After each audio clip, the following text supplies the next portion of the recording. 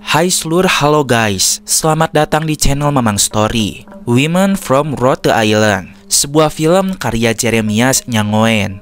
Film ini memanglah bukan genre horor, tapi menurut Mamang, ini lebih merinding daripada film horor, di mana film ini akan menceritakan dampak yang terjadi terhadap korban pelecehan. Film ini sempat hangat dibicarakan karena mewakili Indonesia untuk masuk ke ajang penghargaan bergengsi Oscar. Namun sayang, tidak masuk ke dalam nominasinya. Dan di awal tahun, film ini pun sudah tayang serentak di Netflix Indonesia. Maka dari itu, Mamang akan turut membahas film keren yang satu ini. Semoga sedikit banyaknya kita dapat pelajaran yang bisa diambil dari cerita di film ini.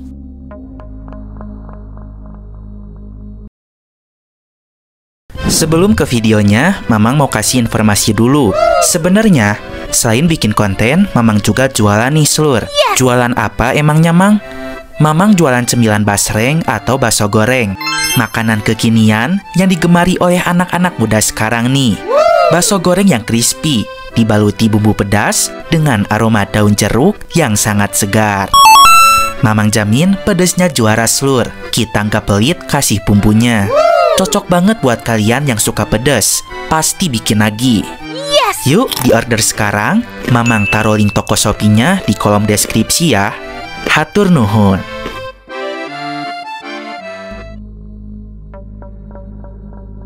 Oke lah, langsung aja kita masuk ke dalam ceritanya. Hayu, meluncur.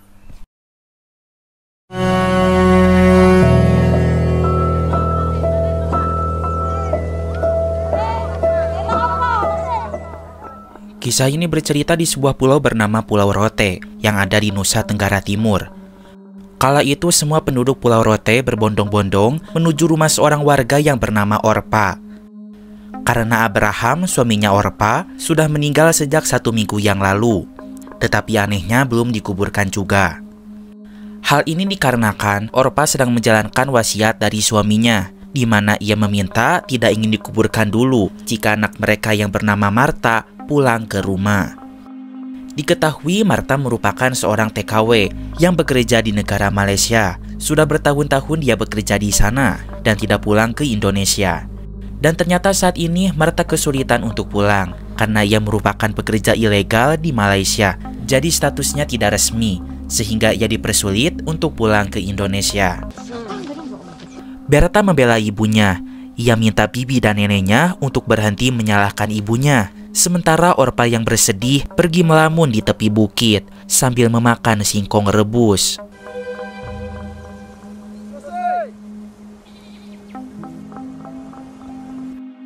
Ketika malam hari, Orpa menangis di samping jenazah suaminya. Ia bingung dengan situasi saat ini. Semua orang menyalahkan dirinya, sementara Marta belum pulang juga. Abraham.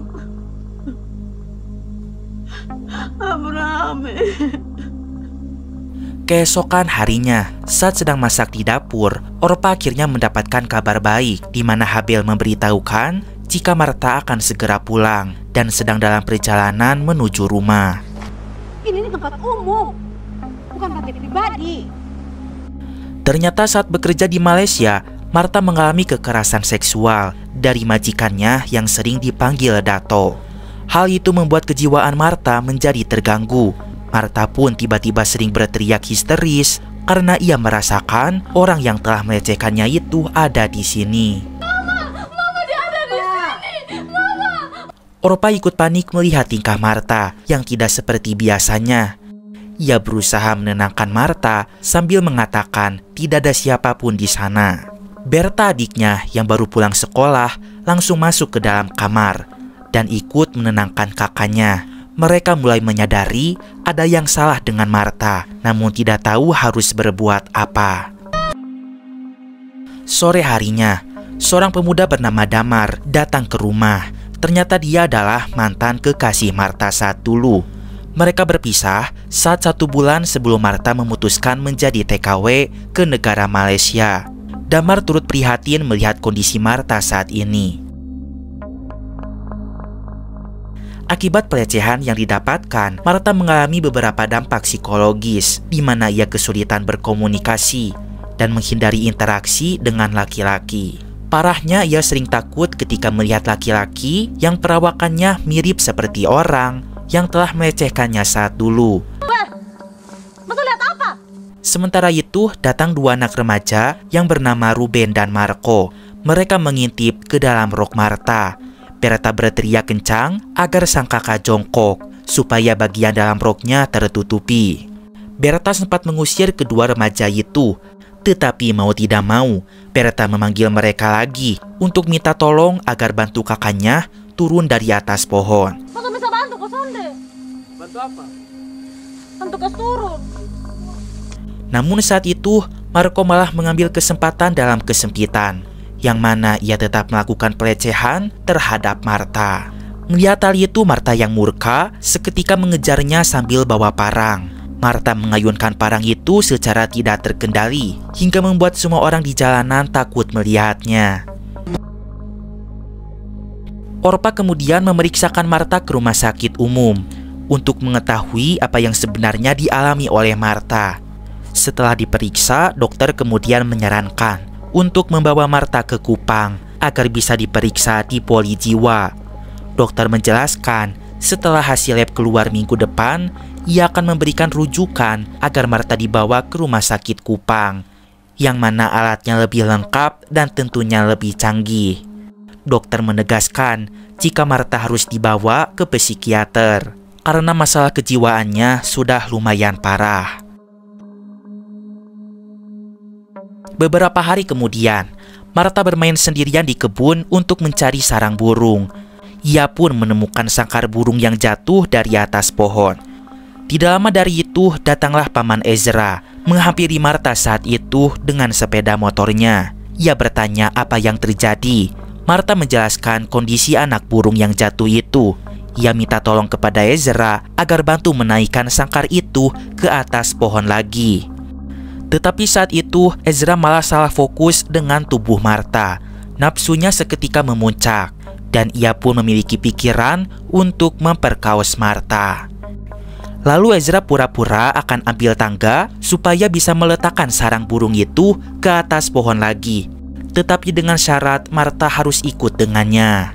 Awalnya Marta tidak setuju, namun karena Ezra terus memaksanya, maka Marta ikut dibonceng oleh pria itu. Tidak berselang lama, Berta datang ke kebun tersebut mencari sang kakak, tetapi ia melihat Marta sudah tidak ada di sana.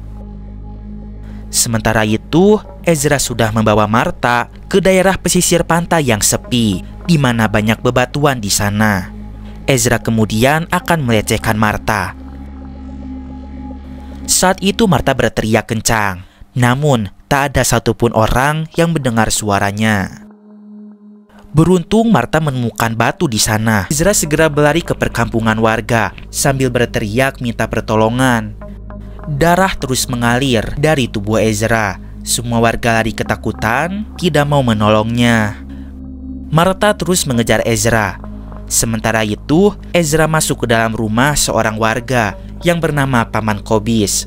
Marta berusaha mendobrak pintu itu, namun sayang sudah terkunci. Ezra pun memohon kepada Paman Kobis agar tidak membuka pintunya. Marta semakin murka. Kemudian ia melempar botol bensin ke dalam rumah Paman Kobis. Dan ketika itu, rumah tersebut terbakar. Paman Kobis langsung menampar Marta yang telah tega membakar rumahnya. Kemudian Berta langsung mendorong tubuh Kobis yang tega menampar perempuan. Malam harinya, Paman Kobis datang ke rumah untuk minta ganti rugi. Saat itu semua keluarga Marta pun berkumpul untuk mencari solusi atas masalah ini.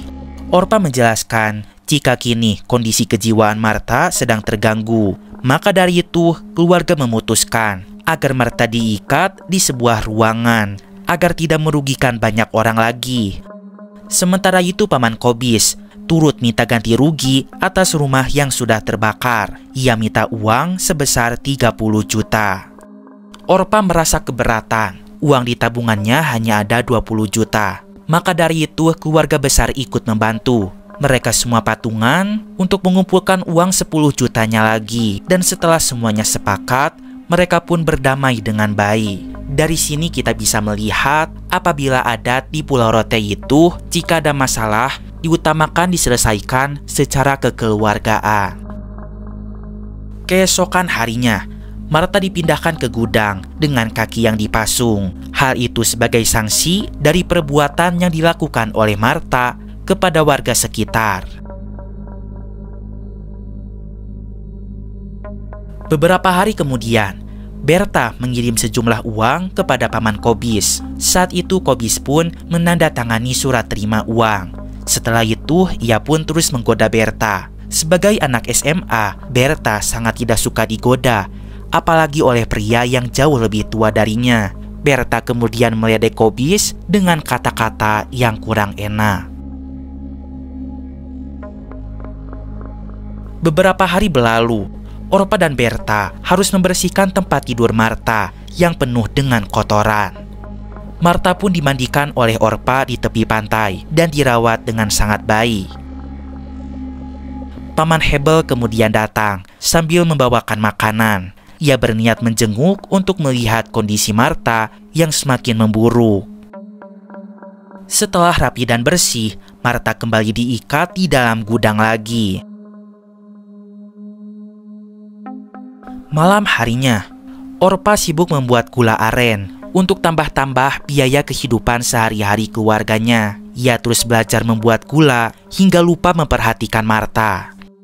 Ia pun tidak menyadari ada penyusup yang masuk ke dalam gudang dan kemudian melampiaskan nafsu bejatnya kepada Marta yang tubuhnya diikat. Beberapa bulan berlalu, Orpa tak sadar jika setiap malam Marta sering digauli oleh laki-laki misterius itu. Hingga akhirnya ia pun sadar ketika melihat perut Marta terlihat membesar. Setelah itu Orpa memanggil bidan dan ternyata benar saat ini Marta tengah hamil. Orpa tertunduk lesu. Ia mohon ampun kepada Marta karena selama ini tidak bisa menjaganya. Bahkan ia merasa jika dia bukan ibu yang baik. Orpa bertanya siapa pria yang selama ini memperkaosnya. Namun Marta tak berkata sepatah apapun. Ia malah beranjak dari kasur dan mendekati sangkar burung. Orpa kemudian melaporkan kepada polisi tentang kasus pemerkosaan putrinya itu. Sementara kini Marta tidur di dalam rumah, tidak di gudang lagi. Takutnya ia masih diperkaos oleh pria misterius itu. Orpa kemudian curiga siapa pemuda di desa ini yang telah tega menghamili putrinya yang mana sedang mengalami gangguan jiwa. Orpa curiga jika Damar yang telah memperkosa anaknya, yaitu mantan pacar Marta saat dulu. Tetapi ternyata selama beberapa bulan belakangan ini Damar tidak ada di Pulau Rote. Dia ke Pulau Jawa untuk menyelesaikan kuliahnya di Yogyakarta. Jadi Slur masih jadi misteri siapa orang yang telah memperkosa Marta. Beberapa hari berlalu, ketika sendirian di ladang, Berta melihat Ruben dibonceng oleh Paman Ezra. Ia pun mengikuti mereka berdua dan berhenti di sebuah rumah kosong. Berta mengintip ke jendela hingga ia melihat hal menjijikan, di mana Paman Ezra dan Ruben melakukan hubungan intim. Ruben diiming-iming akan diberi pulsa setelahnya. Hal itu seketika membuat Berta menjadi muntah. Berta kemudian menelepon kerabatnya jika dirinya sedang ada di rumah kosong dan melihat sesuatu yang mengejutkan. Tapi tiba-tiba ia dibekam dari arah belakang oleh sosok pria misterius. Malam harinya, Berta menghilang dan tak kunjung pulang. Hal itu membuat Orpa sang ibu menjadi khawatir. Keesokan harinya, mereka meminta bantuan kepada polisi setempat. Kemudian menggeledah rumah kosong itu, tempat terakhir Berta berada. Tetapi setelah dicari-cari, Berta tidak ada di sana. Sungguh Orpa yang malang. Satu anaknya hamil dan satu anaknya lagi hilang. Rasanya penderitaan tak henti menimpa Orpa. Di saat semua orang sibuk mencari keberadaan Berta, tanpa disangka-sangka, pada malam itu Marta pecah ketubang. Tidak ada satupun orang yang mengetahui hal itu. Kemudian Marta melahirkan sendiri di dalam kamarnya.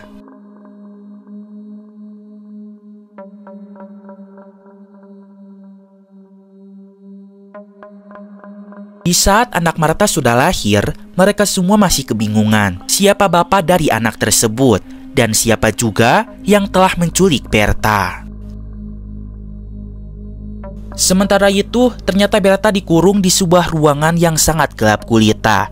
Terlihat ia sudah dalam keadaan diikat dengan kepala ditutupi oleh plastik hitam. Berta merangkak kesakitan. Ia berusaha untuk melarikan diri dari tempat itu. Namun pria misterius itu datang dengan membawa gergaji di tangannya, dan seketika Berta dimutilasi. Beberapa hari kemudian, polisi menemukan jasad Berta, namun dalam keadaan sudah tidak utuh lagi. Polisi menemukannya di sebuah tangki fermentasi yang telah lama kosong dan tidak pernah digunakan lagi. Orpa serta keluarganya langsung pergi ke kantor polisi untuk melihat jenazah Berta. Setelah kematian Berta, satu persatu kebenaran mulai terungkap. Ternyata selama ini, pria misterius yang sering memperkosa Marta adalah Habel, paman Berta sendiri yang selama ini dianggap baik. Saat itu Habel tertangkap basah akan memperkosa Marta lagi di gudang.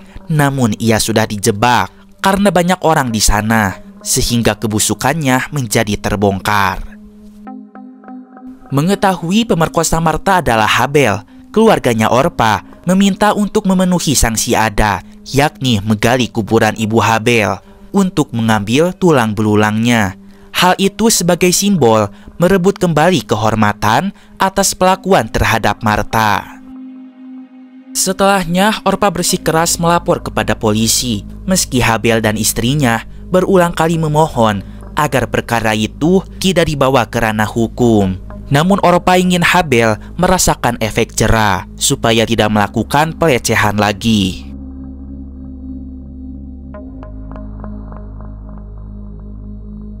Setelah permasalahan Marta selesai, kini Orpa harus memperjuangkan keadilan untuk Berta anaknya yang sudah meninggal. Karena kasus Berta belum tuntas juga, warga desa perempuan melakukan demo besar-besaran di depan kantor polisi. Mereka menyuarakan maraknya kasus pelecehan seksual yang dialami oleh perempuan di Pulau Rote. Sebagai protes keras, mereka membuka pakaian dalamnya di depan kantor. Dalam menunggu keadilan, Orpa menangis di makam suaminya. Ia mengutarakan segala keluh kesahnya yang terasa sesak di dada. Sementara itu, kini keadaan Marta sudah jauh lebih baik karena ia didampingi oleh Damar. Dan Damar pun bisa menerima Marta apa adanya. Hal itu membuat Orpa sedikit merasa senang. Kemudian Orpa sadar, tangki fermentasi tempat Berta dibunuh dekat dengan rumah Kobis. Lalu ia bertanya-tanya tentang kasus Berta kepada Kobis. Dan ternyata Kobis mengetahui sesuatu dari kematian Berta. Bahkan ia tahu siapa pelakunya. Orpa minta Kobis menceritakan semuanya, tetapi Kobis minta imbalan. Jika Orpa ingin tahu kebenarannya, maka ia harus menyerahkan semua perhiasan di badannya. Tanpa pikir panjang, Orpa memberikan semuanya agar Kobis buka suara mengungkapkan kebenaran dari pembunuh putrinya. Tetapi ternyata itu tidak cukup. Kobis memberi satu syarat terakhir, yaitu Orpa bersedia untuk hubungan intim dengannya. Setelah itu, maka ia akan bercerita. Pada awalnya, Orpa menolak dengan keras. Tetapi karena ia ingin mengungkap kematian sang putri, akhirnya Orpa menuruti keinginan Kobis. Kobis lalu membawa Orpa ke dalam kamar untuk melampiaskan nafsu birahinya.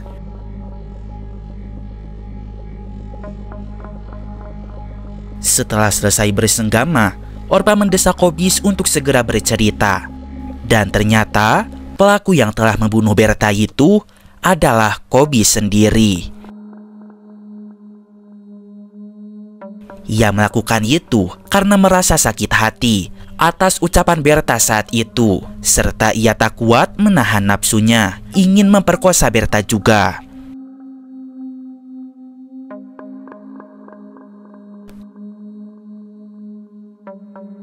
Mengetahui hal itu, tentu amarah Orpa memuncak. Ia berusaha menyerang Kobis, namun Kobis menyerang balik. Pada akhirnya, Orpa bisa melawan dan membuka pintu rumah. Kemudian ia berlari, meninggalkan Kobis yang sudah tidak bernyawa.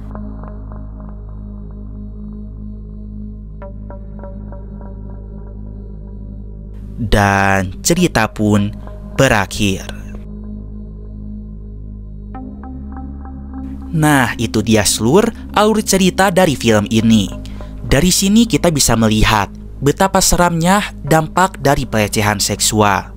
Dan pada intinya, film ini menceritakan ketika wanita terus dijadikan objek pelecehan oleh laki-laki. Contohnya seperti Orpa dan kedua anak perempuannya. Selain itu, laki-laki kerap memanfaatkan perempuan, seperti tokoh Ezra.